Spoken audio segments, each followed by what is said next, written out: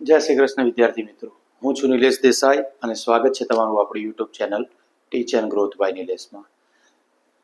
ધોરણ 10માં આગળ શરૂ કરીશું. આજે આપણે સમાંતર શ્રેણી ચેપ્ટર 5ના સેક્શન બીમાં પૂછાતા 2 માર્કવાળા દાખલા પૂરા કર્યા હતા. આજે શરૂ કરીશું ચેપ્ટર 7 યામ ભૂમિતિ. આજે જે દાખલા કરીશું એ તમામ દાખલા પ્રકરણ 7ના હશે, જેનું નામ છે યામ ભૂમિતિ. જે દાખલા બોર્ડ એક્ઝામના અંદર 2 માર્ક્સના અંદર પૂછાવાની સૌથી વધુ સંભાવના હોય વિભાગ બીના અંદર, તે જ દાખલા અમે લેવાનો પ્રયત્ન કર્યો છે. કેમ કે આગળ જતા સેક્શન સી અને ડી આવશે ત્યારે તેના અંદર પૂછાતા દાખલા એ લેવલના લઈ લઈશું. તો શરૂઆત કરીએ. દાખલા નંબર 1, સમાંતર બાજુ ચતુષ્કોણ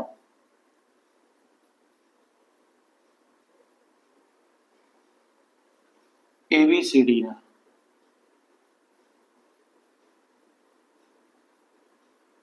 ત્રણ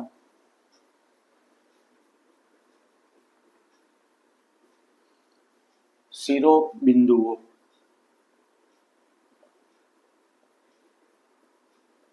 જેમાં એ આપ્યો છે 1 અને 2, બી આપ્યો છે 2 અને 4 અને સી આપ્યો છે એ આપ્યો છે 1 અને 2, બી આપ્યો છે 2 અને 4 અને છેલ્લો સી લઈશું 5 અને 9. આ ત્રણેય શિરોબિંદુઓ આપણને આપેલા હોય તો ચોથા નંબરનો શિરોબિંદુ એટલે કે ડી, ડીના યામ શોધો. આ પ્રકારનો દાખલો આપણને આપેલો હોય કે સમાંતર બાજુ ચતુષ્કોણ એબીસીડીના 3 શિરોબિંદુઓ જે આપેલા છે એ બરાબર 1 2, બી એટલે 2 4 અને સી એટલે 5 અને 9. આ 3 બિંદુઓના યામ આપેલા હોય તો તે પરથી ચોથો શિરોબિંદુ એટલે કે ડીનું માપ અથવા ડીના યામ શોધો. તો શરૂઆત કરીશું. સૌ પ્રથમ ધારો કે શિરોબિંદુ ડીના યામ x અને y છે. આ બંને આપણે ધારી લીધા. ધારો કે શિરોબિંદુ ડીના યામ x અને y છે.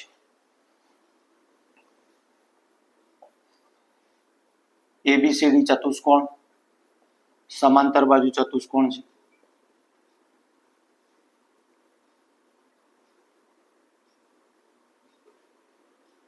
સમાંતર બાજુ ચતુષ્કોણ હોવાથી તેના વિકર્ણો એસી અને બીડીમાં દુભાગે છે.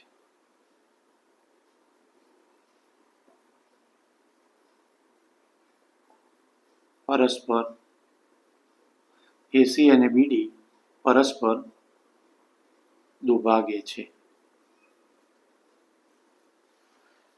જેથી હવે શું શોધીશું? જો એસી નું મધ્યબિંદુ અને બીડી નું મધ્યબિંદુ, જેમાં એસી અને બી આ ત્રણેય આપેલા, ડી ના યામ આપણે ધારી લીધા એક્સ અને વાય, તો તે ડી ના યામની જગ્યાએ લઈશું આપણે એક્સ અને વાય. તો સૂત્રના અંદર મૂકતા એસી નું મધ્યબિંદુ બરાબર બીડી નું મધ્યબિંદુ. એસી અને બીડી નું બંનેનું મધ્યબિંદુ લઈ લીધું છે. હવે તેની કિંમત, આ બાજુ એસી ની કિંમત મૂકીએ એટલે x + 5/2 અને 2 + 9/2 અને આ બાજુ બીડી ની કિંમત મૂકીએ એટલે 1 + 5 એસી ની અને આ બાજુ 2 + 9 બીડી ની છેદમાં 2. બંને કિંમત મૂકી. આ બાજુ હવે બીડી ની કિંમત મૂકીશું. એસી માં બંને યામની કિંમત આવી ગઈ, એ અને સી ના. બીડી ના અંદર બી 2 + x/2, 2 + એક્સ છેદમાં 2 અને 4 વત્તા વાય છેદમાં 2. આ બંનેની કિંમત મુકાઈ ગઈ. હવે 1 વત્તા 5 ભાગ્યા 2 બરાબર 2 વત્તા એક્સ ભાગ્યા 2 અને 2 વત્તા 9 ભાગ્યા 2 બરાબર 4 વત્તા વાય ભાગ્યા 2. સામસામે એક એક્સ વાળો આના જોડે ગુણાયો અને એક વાય વાળો આના જોડે ગુણાયો. હવે બંનેનું સાદું રૂપ આપતા 5 ને 1 આ બે સામસામે ઉડી ગયા. 5 ને 1 6, 6 બરાબર 2 વત્તા એક્સ. 2 ને બરાબરની પેલી બાજુ લઈ જઈએ તો 6 માંથી બાદ થઈ જાય તો એક્સ બરાબર મળ્યા 4. સેમ એ રીતે 9 2 થશે 11 બરાબર 4 વત્તા વાય. 4 ને બરાબરની પેલી બાજુ લઈ જઈએ તો 11 માંથી બાદ થાય તો વાય બરાબર મળ્યા 7. તો એક્સ અને વાય ની કિંમત નોટ ડાઉન કરતા રહેજો. એક્સ અને વાય ની કિંમત આ પ્રકારે આપણને મળી, જેથી એક્સ એટલે કે આપણે ડી ના બંને યામ ધાર્યા હતા એક્સ અને વાય, તો આપણે લખી શકીએ કે ડી ના યામ 4 અને 7 છે. આ બંને મળ્યા આપણને ડી ના યામ.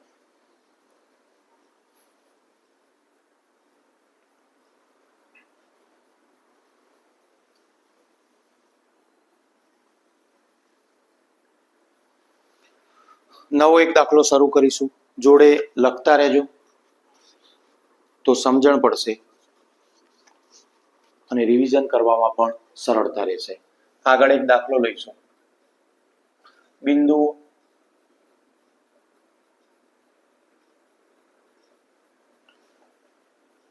-1 7 અને 4 - 3 ને જોડતા રેખાખંડ નું 2:3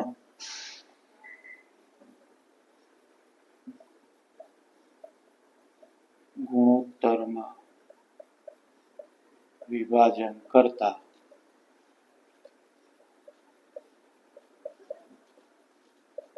બિંદુના યામ શોધો.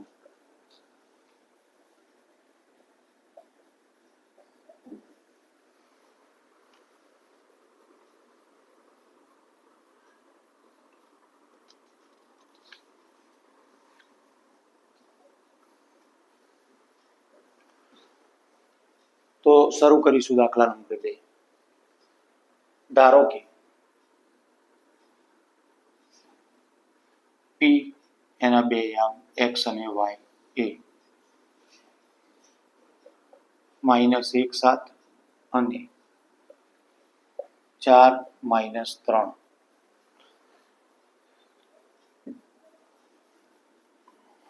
ને જોડતા રેખાખંડ નું 2:3 ગુણોત્તરમાં વિભાજન કરતો બિંદુ છે.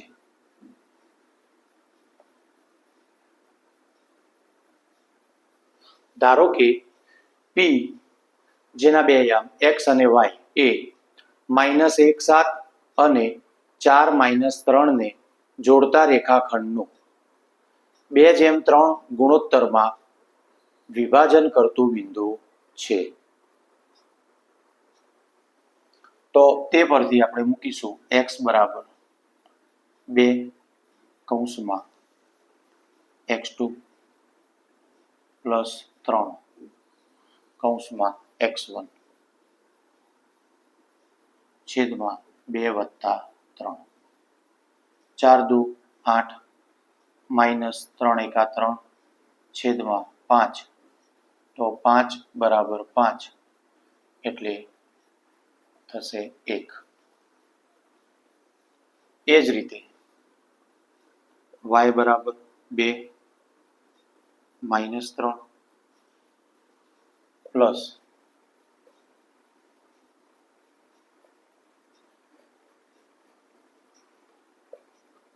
3 કૌંસમાં y1 7 છેદમાં 2 વત્તા 3 3 દુ -6 પ્લસ 7 તરી 21 છેદમાં 5 21 પ્લસ આ માઇનસ 21 માંથી 6 જાય એટલે 15 વધશે છેદમાં આવશે 5 5 તરી 15 જ્યાં બીજો આપણને યામ મળ્યો 3. તો -1 7 અને 4 - 3 ને જોડતા રેખાખંડ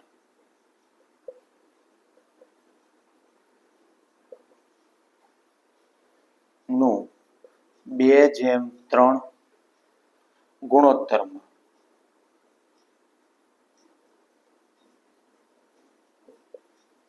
વિભાજન કરતા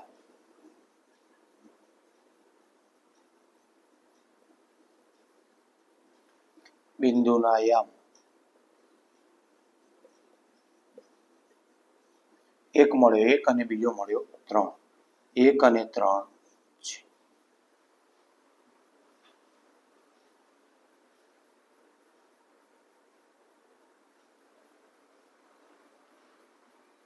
તો આ હતો દાખલા નંબર 2 મિત્રો.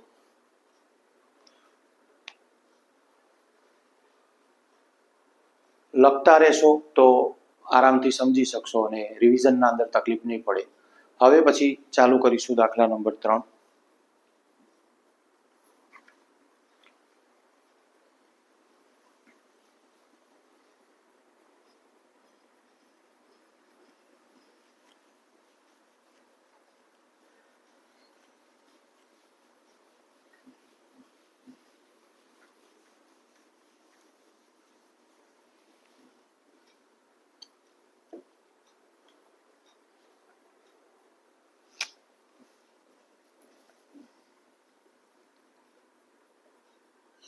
બિંદુઓ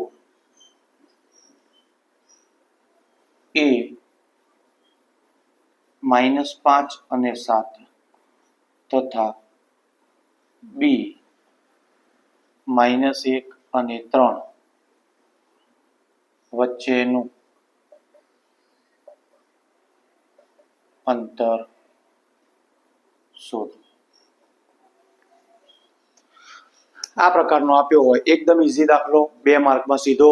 આ એક બોનસ માર્ક કહેવાય, કેમ કે બંને બિંદુ આપ્યા હોય A તથા B, બંને વચ્ચેનું અંતર શોધવાનું, જે આપણે વર્ગમૂળના અંદર સૂત્ર મૂકી દઈએ છીએ. એકદમ ઈઝી દાખલો, x2 - x1 નો વર્ગ પ્લસ y2 - y1 નો વર્ગ.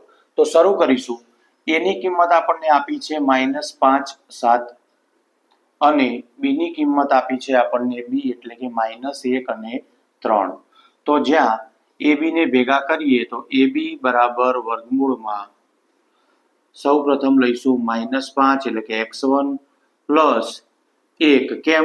તો આ માઇનસ અને આ માઇનસ બંને ભેગી થશે એટલે +1 બનશે અને પછી 7 y2 - y1 નો વર્ગ, જ્યાં -5 પ્લસ 1 બાદબાકી થશે એટલે -4 વધશે. -4 નો વર્ગ કરીએ એટલે ચોકું 16 આવશે. પ્લસ 7 માંથી 3 ગયા તો 4 વધ્યા, 4 નો વર્ગ કરીશું તો 16 આવશે. 16 અને 16 વર્ગમૂળમાં 32 થયા અને આનો ભાગ પાડવા માટે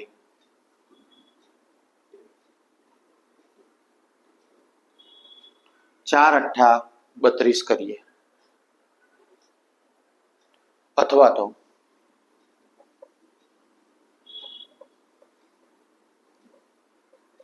16 દુ 32 કરીશું, જ્યાં 16 નું વર્ગમૂળ નીકળે એટલે 16 બહાર આવતા બનશે 4 અને વર્ગમૂળમાં રહેશે 2, જે બનશે આપણું વચ્ચેનું અંતર, એટલે કે આપણો થયો આન્સર. તો આ પ્રકારનો ઈઝી દાખલો આપણને સીધા જ પરીક્ષાના અંદર 2 માર્ક આપી દે છે.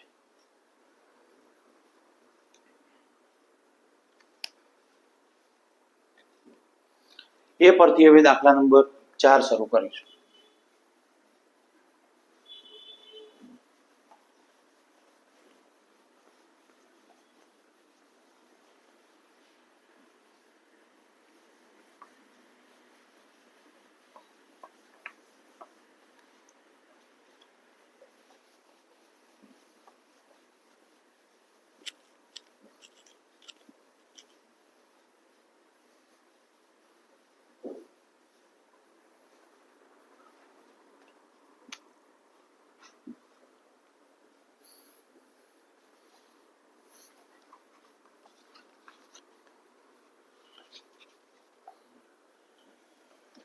બિંદુઓ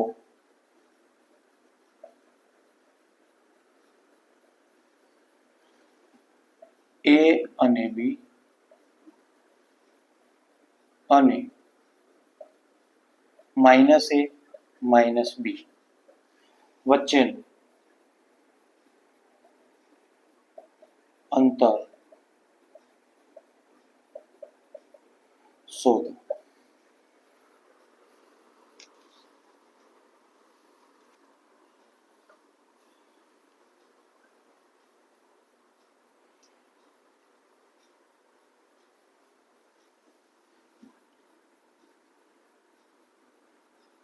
તો આ પ્રકારના દાખલામાં શું કરીશું? તો સૌપ્રથમ ધારો કે P એટલે કે AB અને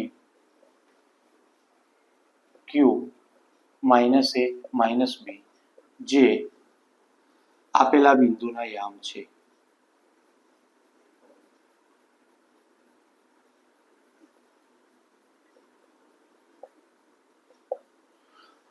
હવે શું કરીશું? તો સૂત્રની મદદથી શરૂઆત કરીએ. જે આપણે આગળ દાખલો ગણ્યો એ પ્રકારનો જ દાખલો PQ બરાબર વર્ગમૂળમાં A માઇનસ A નો વર્ગ, A માઇનસ A નો વર્ગ પ્લસ B માઇનસ B નો વર્ગ. આ બંને માઇનસ પ્લસ થઈ જશે તો A² પ્લસ A² અને B² પ્લસ B². તો જ્યાં 2A² પ્લસ 2B².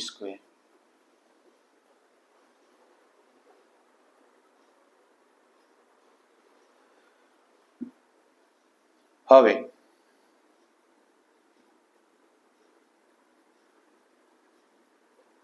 તો 2A નો વર્ગ એટલે 2 નો વર્ગ, 2B નો વર્ગ એટલે B નો વર્ગ, જ્યાંથી 4A નો વર્ગ બનશે વત્તા 4B નો વર્ગ બનશે.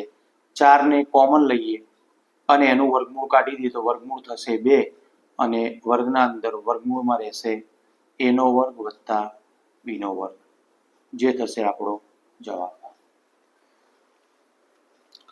તો આ તો દાખલા નંબર 4. એકદમ ઈઝી પ્રકારના દાખલા જે બોર્ડની પરીક્ષામાં આસાનીથી આપણને આવડી જાય. એના માટે ખાલી રિવિઝન જરૂરી અને થોડી મહેનત પણ જરૂરી છે. હવે લાસ્ટ અને આજના લેક્ચરનો છેલ્લો દાખલો જોઈએ.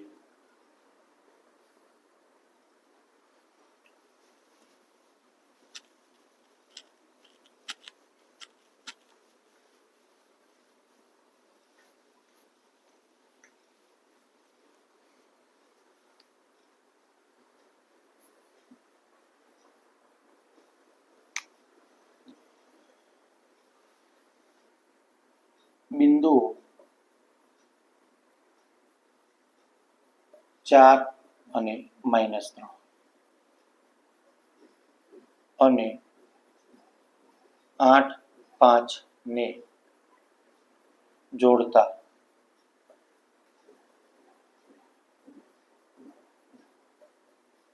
રેખાખંડનું 3:1 ગુણોત્તરમાં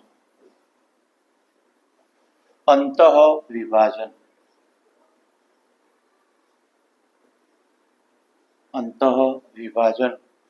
કરતા બિંદુના યામ શોધો. જ્યારે આ પ્રકારનો દાખલો આપ્યો હોય કે બિંદુઓ 4, -3, 8 અને 5 ને જોડતા રેખાખંડનું 3:1 ગુણોત્તરમાં અંતઃ વિભાજન કરતા બિંદુના યામ શોધો, ત્યારે આપણે x અને y યામ ધારીને શરૂ કરીએ. તો ધારો કે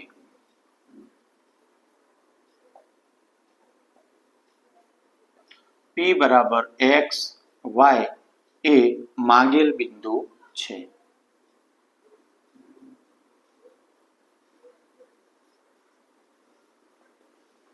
જ્યાં વિભાજન સૂત્રનો ઉપયોગ કરીએ તો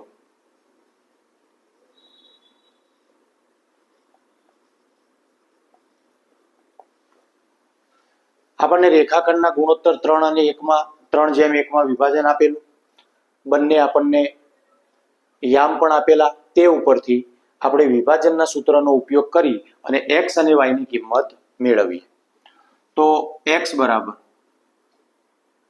3 એટલે કે 8 આવશે, પ્લસ 1 એટલે 4 આવશે, છેદમાં 3 + 1.